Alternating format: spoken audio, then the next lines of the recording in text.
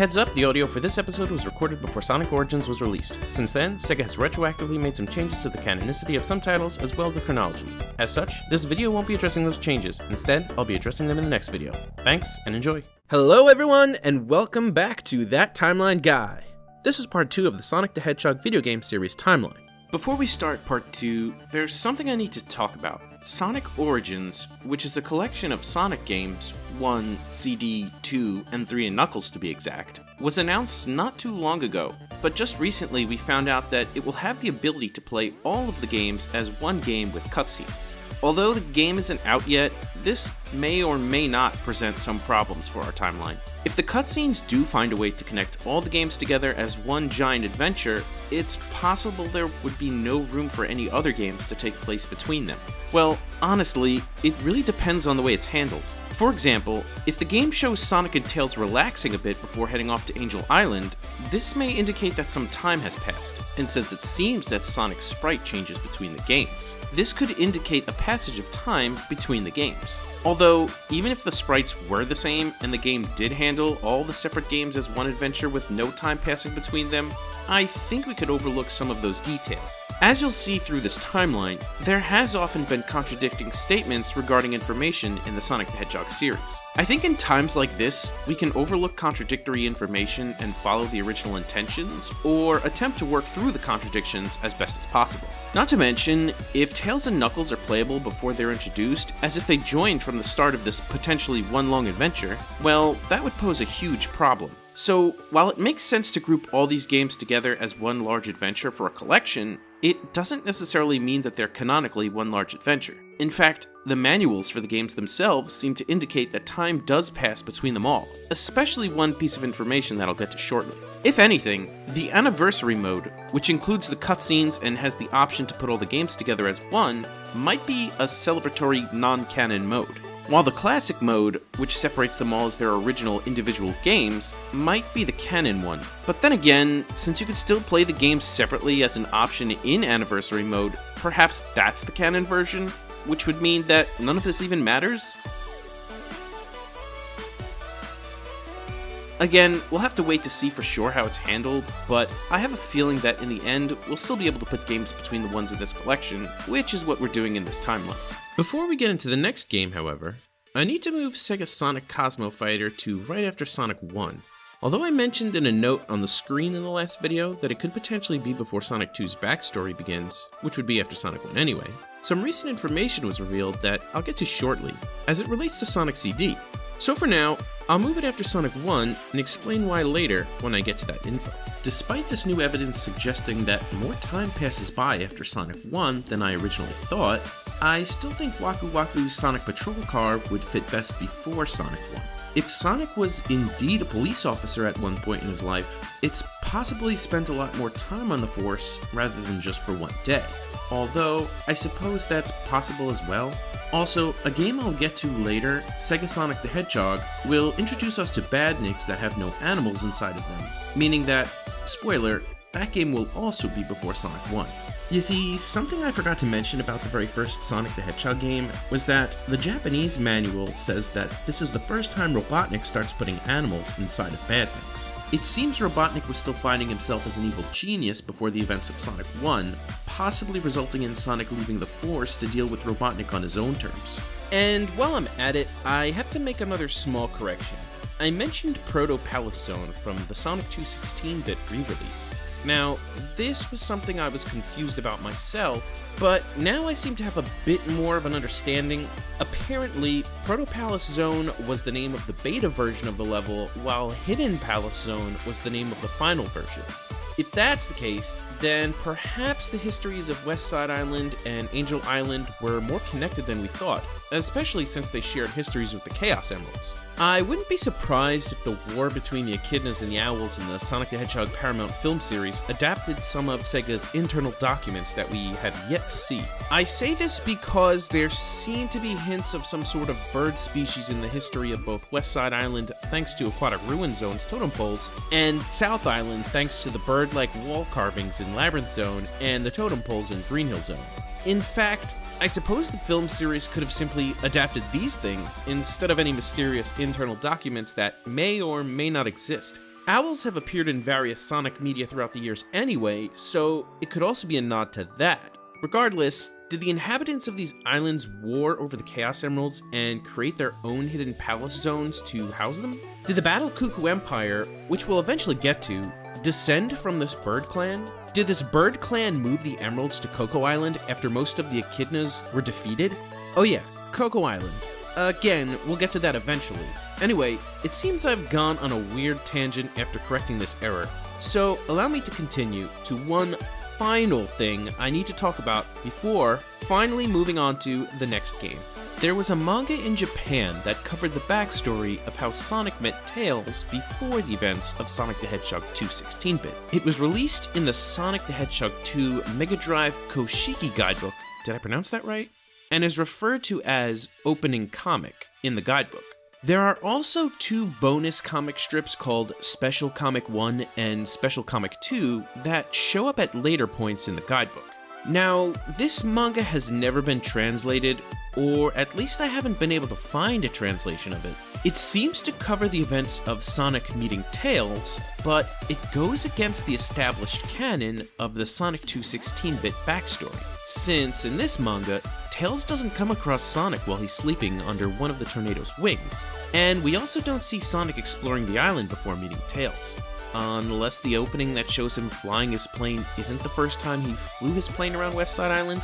Contradictions aside, there are some potential problems this manga could cause for our timeline depending on what it actually says. If this manga leads directly into Sonic 2 16-bit and no large amount of time passes, then it would be quite difficult to say Sonic 2 8-bit happened before Sonic 2 16-bit, especially if Robotnik mentions the Chaos Emeralds being on the island. Although, I wouldn't actually know if any of that happens since I can't read Japanese. So, I asked an anonymous Japanese speaker about this manga, and they confirmed that Robotnik came to the island because of the Chaos Emeralds. This, again, goes against the official backstory, as we know Robotnik came to the island because he followed Sonic there. Well, I'm not sure what to make of this manga, and since it was only ever released in Japan, on top of the contradictions it presents to the official backstory, I wouldn't be surprised if Sega decided to treat it as non-canon. In fact, I don't even know if it was published by Sega. I've seen this manga mentioned in another timeline video, in which case they also placed it before Sonic 2 8-bit, so I think we would have to look at the contradictions as one of those rare instances of ignoring its continuity errors, especially since it's already going against official canon right off the bat. I would have said it was possible that any mention of Chaos Emeralds could be in reference to the one still on South Island, in which case the scuffle with Robotnik would lead to him kidnapping Tails and the events of Sonic 2 8-bit beginning, but it seems pretty clear that Robotnik in this manga is referring to them being on West Side Island. Basically, this manga causes a lot of problems and may or may not be canon, but if it were to fit into our timeline, I'd place it right before Sonic 2 8-bit when Sonic and Tails first meet and ignore its inconsistencies. I have a feeling it was a quick manga made for the official guide that was loosely based on the official backstory, and because of that, on top of its many inconsistencies, I'm not sure if it's even worth putting in the timeline, but it was definitely worth mentioning. So with that said, let's finally move on to the next game in our timeline. Released in the fall of 1993 was Sonic the Hedgehog CD, or Sonic CD for short. A little bit of background, this game was being worked on alongside Sonic the Hedgehog 2 by a different team. That's why it shares a lot of similarities with Sonic 1 and is missing some mechanics from Sonic 2. I'll be giving a brief overview of this game's plot because there's a lot of significance in it for certain decisions in the Sonic timeline. So, bear with me for a moment. In this game, the mystical little planet, also known as Miracle Planet, is a small planet of both beauty and wonder that appears above an enormous lake called Never Lake for 1 month, once a year. It is known for being the home of the Time Stones, 7 mystical gemstones that can freely control time. Enter Dr. Robotnik. After taking notice of the Time Stones, he chains the planet to a nearby mountain with his face sculpted on it to ensure that it never leaves. He then covers the entire little planet in a metallic shell as he begins constructing his fortress while scouring the planet for the Time Stones. Utilizing the planet's unique temporal passages, he invades the past of the planet where he fills it with robot transporters and metal sonic projectors in order to turn its future into one where he has complete control. His plan works, and it turns the planet into a ruined land in Robotnik's future. Enter Sonic. Sonic arrives at Never Lake and is surprised to find it in such a state. He travels up the chain that's keeping it tied to his world and arrives in Palm Tree Panic. Once there, he learns that he needs to destroy the robot teleporters in the past and secure the time stones before Robotnik. Along his journey, he meets Amy Rose, who has come to Little Planet after predicting a destined encounter with Sonic via her tarot cards. Upon seeing Sonic, she instantly falls in love and tries to hug him, although Sonic doesn't reciprocate. Instead, he tries to continue his adventure. Eventually, Amy is kidnapped by Robotnik's latest robotic Sonic duplicate, Metal Sonic. Okay, let's pause here for a moment. There's a lot of speculation as to whether or not Sonic CD takes place before or after Sonic 2, and the existence of Metal Sonic is one such argument that people used to decide its placement in the timeline. Well, Metal Sonic actually isn't as significant in determining this as you'd think. Sure, it's way more advanced than the Mechasonic models before it, but don't forget we're dealing with time travel here. Gulp. That's right. We're only a few games in and already dealing with time travel. Robotnik has traveled to the past to change the future of Little Planet in his favor. Doing so means years and years of his own science and technology advancing to a point where he would possess highly advanced technology. I do recall reading somewhere once that Little Planet had inhabitants that kept themselves hidden and that the planet had highly advanced technology, but I can't seem to find that information. It's possible that was exclusive to one of the spin-off media that took place in their own continuity, such as one of the comic series.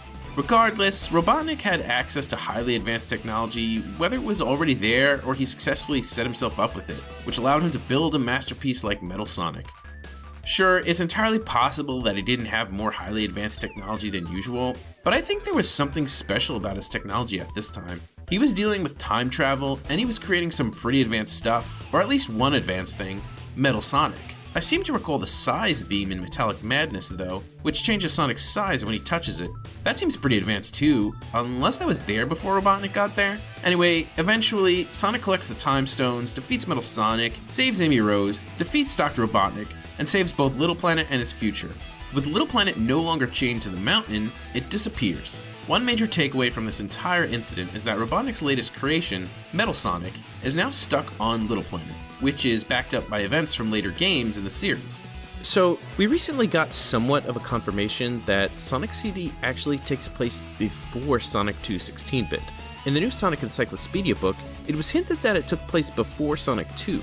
Then, on a recent Bumblecast episode, Ian Flynn confirmed that that was Sega's current stance on it. So, officially, Sonic CD would be right after Sonic 1 and right before Sonic 2 8-bit. I guess the backstory to Sonic 2 16-bit wouldn't have started until right after Sonic CD? Well, it would seem so.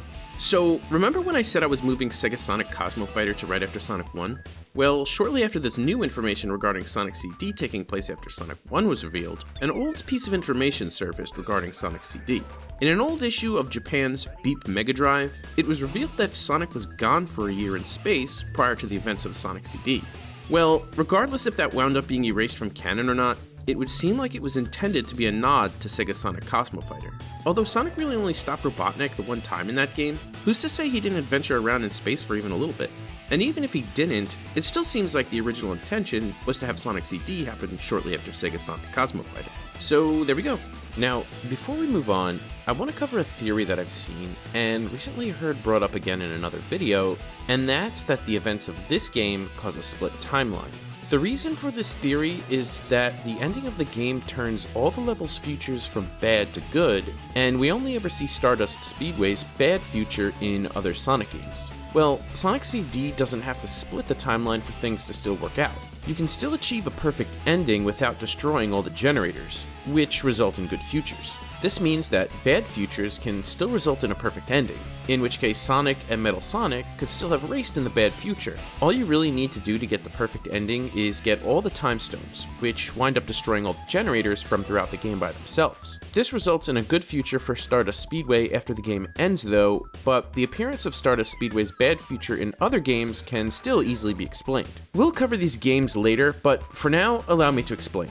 Stardust Speedway's bad future appearing in Sonic 4 can be explained by Robotnik utilizing any of the time stones, or really any of the methods he originally used to time travel in CD thanks to the planet's mysterious time-related properties. After time traveling, he would rescue Metal Sonic from the bad future that he was defeated in, and because of Little Planet's bizarre time properties and Robotnik's genius, I wouldn't be surprised if he found a way to travel back to that potentially rewritten bad future, especially if he has a signal coming from Metal Sonic to track it down. And again, Little Planet seems to be the exception when it comes to time anyway, so I wouldn't doubt it having its own timeline shenanigans. In fact, Eggman's takeover of Little Planet in Sonic 4 can directly result in Stardust Speedway's future once again becoming bad and remaining that way for the rest of the series. As for Stardust Speedway's bad future appearing in Sonic Generations, well, aside from it taking place after Sonic 4, where it could potentially remain as a bad future, its appearance could be considered a moot point anyway, because Sonic 06's Crisis City level shows up as well,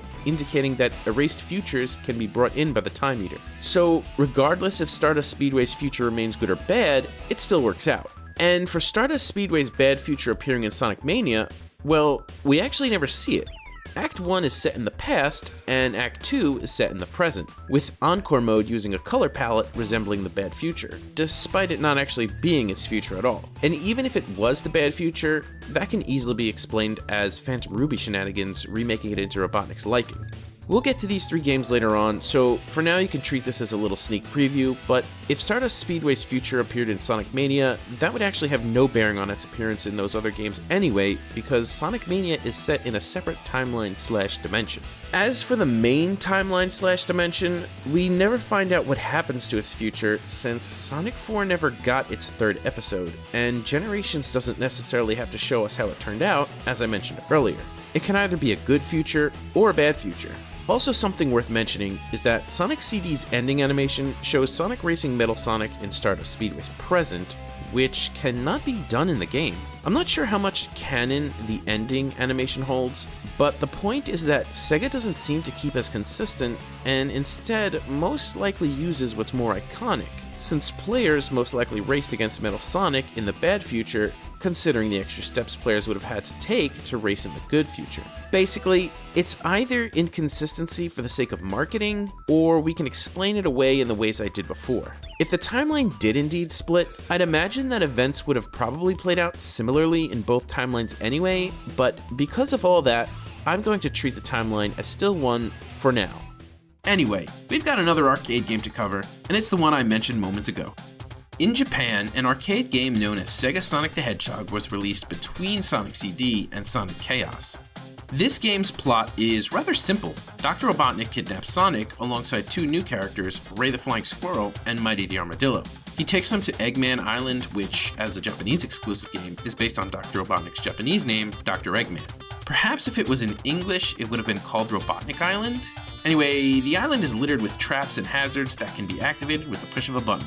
Sonic, Ray, and Mighty team up to escape the island, and when they finally reach the control room of Eggman's tower, which I'm assuming would be Robotnik's tower in an English version, Robotnik presses a button that triggers a self-destruct sequence for the entire island. The 3 of them, as well as Robotnik himself, successfully flee the island before it explodes, but Robotnik's Eggmobile runs out of fuel and falls to the sea. Like Waku Waku Sonic Patrol Car, this has to take place before the very first game. If that game was canon, then I'd place this game after that. Not only because it was released afterwards, but because the way this game is set up, it seems like Sonic has already encountered Dr. Robotnik in the past games, but again, there could have been other encounters between the 2 that the games never covered. Robotnik seemed to capture Sonic with the intention of harming him, with Mighty and Ray possibly just getting in the way, unless Robotnik was randomly capturing humanoid animals to test his island on. But I don't think he would have come up with such an elaborate island of traps for some random animal people. I think the most likely scenarios here are that Robotnik actively targeted Sonic while accidentally capturing Mighty and Ray, or the 3 were somehow targeted by Robotnik on purpose. In that case, perhaps the 3 of them teamed up to take on some of Robotnik's forces beforehand? Either way, I think that's a good spot for it.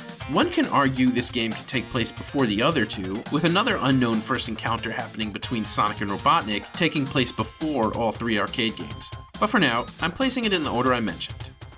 Towards the end of 1993, Sonic the Hedgehog Spinball was released. Many argue that this game takes place in the same universe as one of the animated television shows, but characters from 2 different shows appear in the game. since it doesn't fit in one show or the other, unless counting some of the appearances as debuts in said show, or simply as non-canon cameos, and since those characters only show up in bonus stages, I think it's safe to assume they're just cameos and nothing more. Although it's nice to think that all those cameo characters could exist in the video game series somewhere out there. It's also possible that this game takes place in the Sonic comic series by Archie Comics, as all of the cameos exist as characters in that comic series already. In this game, Dr. Robotnik has assumed control of the volcanic mountain of Mount Mobius and built a gigantic Vego fortress there, or is it pronounced Vejo Fortress? In order to establish his plans for conquering planet Mobius. Now let's pause for a moment. Another argument to say this game doesn't take place in the video game series is because of the use of the word Mobius, which the two animated television shows at the time used as the name for Sonic's world. Well, honestly, that was also the Western localized name of the planet in the video game series at the time. It was later scrapped, but you can't throw out a game because the name was changed in a later entry. That's not to say this game is canon. In fact, it seems that this game probably is non-canon, but I think if you want to include it in the timeline, there's a nice spot for it around the time of its release. Perhaps sometime after Sonic 2 16-bit? Oh, and I should mention, this is the game with 16 Chaos Emeralds. Whew. Well, if it is set in the Sonic comic series by Archie Comics, then this would make sense, as the early issues had a seemingly infinite number of Chaos Emeralds, with the green ones being on Mobius and its zones, before they were all merged into the 7 Chaos Emeralds later on. If we want to place it in the game series, however, we still can. As we've seen in later entries in the series, fake emeralds have been made, and even the Master Emerald can be shattered, resulting in needing to find its shards. Actually, in Sonic Blast, Dr. Robotnik manages to accidentally shatter a Chaos Emerald into 5 shards. So it's entirely possible. You can say these 16 Chaos Emeralds are either fakes or various shards. Alternatively, Dr. Robotnik could have gotten a hold of the strange gems in Westside Island's hidden palace zone. But if those really did anything, then maybe he would have tried to use them sooner. Perhaps this is the first time he's using them? It's not as if the emeralds really played much of a large role in the story of Sonic Spinball anyway. But again, you can chalk it up to fake emeralds, the emeralds having been split into shards, or some other headcanon you'd like to come up with. Next up on our list of games in release order is Sonic Chaos, known as Sonic and Tails in Japan. If you thought it was tricky before, then things just got trickier. You see, in this game we have Sonic adventuring alongside Tails on South Island, while there's still only 6 Chaos Emeralds. Not to mention, the backstory for the game claims that they returned to South Island after hearing a rumor that Robotnik has gotten his hands on one of the Chaos Emeralds. It seems we're going to have to be a little creative here. No, we're not going to make stuff up, but just like we did with Sonic 2 8-bit, where we fitted into Sonic 2 16-bit's backstory, we're going to have to do the same things here and make a lot of assumptions that honestly don't seem at all far-fetched. After Sonic rescues Tails from the Crystal Egg at the end of Sonic 2 8-bit, the two return to Westside Island. Since this game came out after Sonic 2 16-bit, there could have been the intention of retconning Sonic and Tails' initial meeting to include some time where they get to know each other before Robotnik starts his conquest of Westside Island. I hate to say that because then it sounds like I'm making things up, but if Sega wants to add in things after the fact, then that makes the most sense to me. Alternatively, we can place this after the events of Sonic 2 16-bit's adventure on Westside Island, but then we'd be short 1 Chaos Emerald, as there would once again be 6. I think making Sonic and Tails get to know each other a bit more is a much better way of patchworking these games together than overlooking a missing Chaos Emerald. But to each their own. If you want to say Sonic Chaos takes place sometime after Sonic 2 16-bit, then by all means, that's great. For me, I think I'm going to stick it between Sonic 2 8-bit and Sonic 2 16-bit. It seems to fit much more naturally, and helps to develop Sonic and Tails a lot more as friends. So the events after Sonic CD are as follows. Sonic discovers Westside Island in his search for adventure, Robotnik secretly follows along, Tails secretly begins to follow Sonic, Robotnik kidnaps Tails and lures Sonic back to South Island, where he probably assumes the Chaos Emeralds always are, or is the best way to access them at this point in the story. Sonic defeats Robotnik at the Crystal Egg and rescues Tails. Sonic and Tails return to Westside Island, or really they could go anywhere as long as they don't stay on South Island. While Robotnik, who suffered another defeat at the Crystal Egg, somehow gets his hands on one of the Chaos Emeralds. Did Sonic drop it? Did Robotnik manage to get it himself? Well, the first Mecha Sonic had one, so at that time, either Robotnik gave one to the robot, or the robot got one itself. Remember when I kept mentioning the fact that the Chaos Emeralds in both Sonic 1 8-bit and Sonic 2 8-bit are lying around in the open? This could be how Robotnik in this game, as well as Mecha Sonic in that game, managed to get their hands on one. Basically, what I'm getting at here is that Robotnik up to this point is no stranger to having gotten his hands on a Chaos Emerald. So after his defeat at the Crystal Egg, he gets a hold of one of the emeralds again while Sonic and Tails are off somewhere, either getting to know each other better, or while Sonic is relaxing and Tails is stalking him, and the two decide to return to South Island once again after having heard the latest rumor to deal with Dr. Robotnik together. If the latter, then Tails somehow is able to convince Sonic to let him come along. Whichever works for you, I still think the placement fits fine. That means that at the end of this game, Sonic and Tails defeat Dr. Robotnik together for their very first time. Now, before moving on to the next game, I need to talk a little bit more about those emeralds that were lying around in the open. Although it was made up for the Australian backstory for this game, the concept of the North Cave supports our timeline placement for these games. The North Cave is said to be where the 6 Chaos Emeralds were held until Dr. Robotnik stole the red one. Why would the 6 emeralds just be sitting there in this cave? This theory is that, after the events of Sonic 1, Sonic decided to hide the emeralds so that Robotnik couldn't get a hold of them. If you want to split the 16-bit and 8-bit versions of Sonic 1 into 2 games, you could say that after they scattered, Sonic had not yet decided to hide them, in which case they would have scattered, but not into the special stages. Or you could say that Sonic hid them around South Island himself. Actually, it's possible that the reason they go back to the special stages in some games, but are lying around in others, is that Sonic himself scattered them back into the special stages. But there's always the possibility of someone else coming along and grabbing them anyway, resulting in them lying around. If we go by the idea of the 2 different versions of Sonic 1 being the same events, then that would have been the very first and only time that Sonic has ever gotten his hands on the Chaos Emeralds. After that, they would have scattered, either by his doing or not, around South Island for Sonic 2 8-bit, when Robotnik demands that Sonic hand the emeralds to him. After that, Sonic would decide to hide the emeralds in the North Cave, where Robotnik would have eventually found them, probably thinking that he hadn't hid them well enough if either Robotnik or Megasonic was able to get one before. As for why he only took one, well, remember that the original plot of the game stated that the other 5 scattered after he got a hold of one. Perhaps he did something at the time that caused this to happen, which might make more sense than them scattering on their own, considering Robotnik in later games would obtain multiple emeralds. Perhaps by then, he's learned how to prevent them from scattering?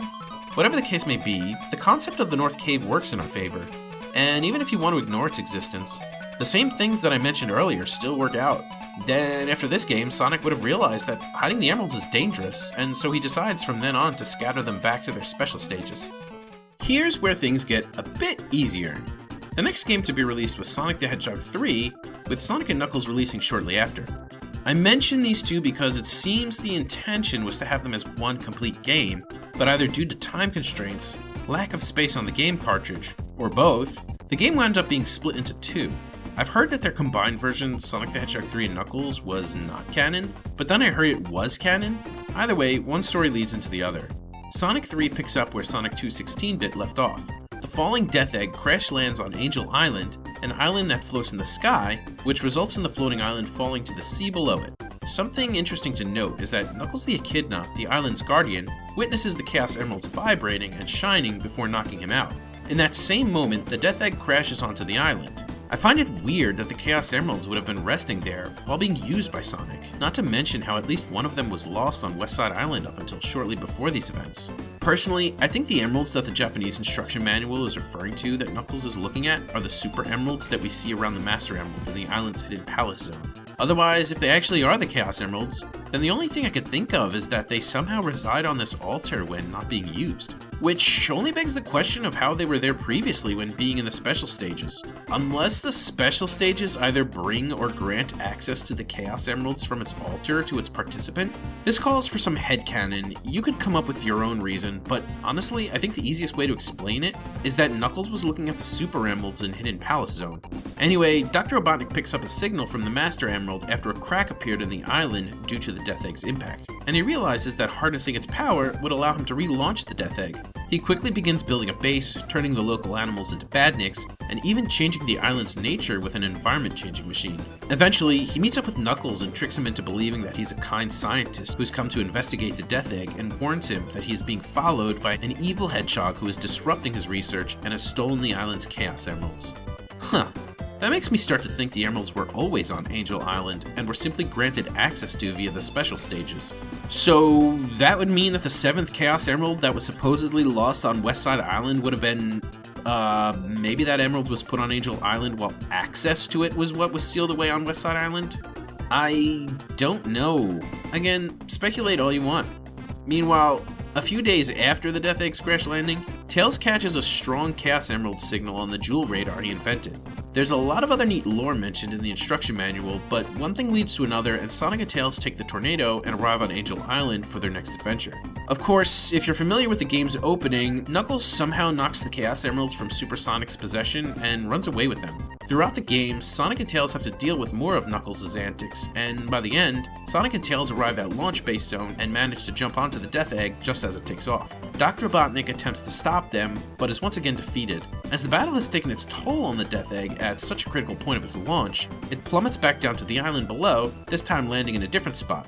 Sonic and Knuckles picks up right where Sonic 3 leaves off, where Sonic and Tails journey once again to the fallen Death Egg in order to stop Dr. Robotnik, and they deal with more of Knuckles' continued antics. Eventually, Sonic and Tails make their way to Hidden Palace Zone, where they face off against Knuckles. After defeating Knuckles, Dr. Robotnik shows his true colors and steals the Master Emerald. I guess he didn't need it before when he first tried to relaunch the Death Egg and was unsuccessful? Maybe he rushed the relaunch when he saw Sonic and Tails approaching? Regardless, it is at this moment that Knuckles realizes that he's been tricked, and he leads Sonic and Tails to Sky Sanctuary Zone. Unfortunately, he has to stay behind himself as he's too weakened. Before they can reach the Death Egg, Sonic and Tails face off against another Mecha Sonic, as well as some new badniks called Egg Robos. So this is the third Mecha Sonic. It's either the same model upgraded or a new model. Sonic and Tails wind up victorious, board the Death Egg, and stop Dr. Robotnik. Throughout the journey, Sonic managed to once again reclaim the 7 Chaos Emeralds, so he becomes Super Sonic once more and stops Dr. Robotnik from fleeing with the Master Emerald. The Death Egg seems to be gone for good, and Sonic and Tails return the Master Emerald to Angel Island, which allows it to float into the sky once more. This is where Sonic and Tails' story ends, but where Knuckles' story begins. One of Dr. Robotnik's badniks, an Egg Robo, winds up attacking Knuckles with a bomb. Either through luck or toughness, Knuckles survives and takes off after the Egg Robo. He eventually reaches the Sky Sanctuary Zone where he is caught by the Egg Robo, but the surviving Mecha Sonic accidentally destroys the Egg Robo when Knuckles successfully escapes. Knuckles defeats Mecha Sonic, which then uses the Master Emerald to power up into a super state, but Knuckles manages to defeat it anyway. The floor below them crumbles away, and as throughout his journey Knuckles collected the 7 Chaos Emeralds, Sonic flies by in the tornado to catch Knuckles, who takes on a super form of his own. So before moving on, there's something I want to talk about with Knuckles' story. The game seems to hint that one Egg Robo survived and attacked Knuckles. We never see Dr. Robotnik in Knuckles' story outside of the boss of Flying Battery Zone thanks to it having its own unique sprites, so that can probably be overlooked. The game seems to heavily indicate that the Egg Robo was following orders by the surviving Mecha Sonic. Alternatively, Dr. Robotnik could have been a part of this plan and actually did fight Knuckles in Flying Battery Zone, but whatever the case may be, he wasn't seen again for the rest of the game. The arena that Knuckles and Mecha Sonic fought on was what seemed like all of or some of the remains of Sky Sanctuary Zone, where the Master Emerald was seen at the end. Did Mecha Sonic steal it, resulting in Knuckles also tracking down Mecha Sonic as a result? Did he assume the Egg Robo stole it? Did he even know it was gone? Or did he place it in the Sky Sanctuary Zone remains himself? It somehow kept the island afloat despite the island itself being so far in the background of the arena. I'm honestly not sure what's canon here. I can see the remains of Sky Sanctuary somehow channeling the power of the Master Emerald back to Angel Island. I can see Mecha Sonic orchestrating the events to steal the Master Emerald for himself, either in support of or against Dr. Robotnik. And I could see the island would have eventually started falling, resulting in Knuckles racing against time. Whichever the case may be, both the Egg Robo and Mecha Sonic were defeated by Knuckles, and Knuckles reclaimed the Master Emerald. As mentioned earlier, this game, or these two games, fit right after Sonic 2's 16-bit. Between the release of Sonic 3 and Sonic & Knuckles was Sonic Drift, which was exclusive to Japan until it was included in other games down the line. There really is no story to this game. It's basically Mario Kart for Sonic. If you want to fit it in anywhere in the timeline, it would have to be after Sonic 2 8-bit, as Tails is included. For now, we'll place this after Sonic Chaos. But again, nothing really happens at all other than characters racing cars. It's the first game in this timeline that's really not important at all. I passed over some other similarly unimportant games that had no plot, such as SegaSonic Popcorn Shop and Sonic Eraser.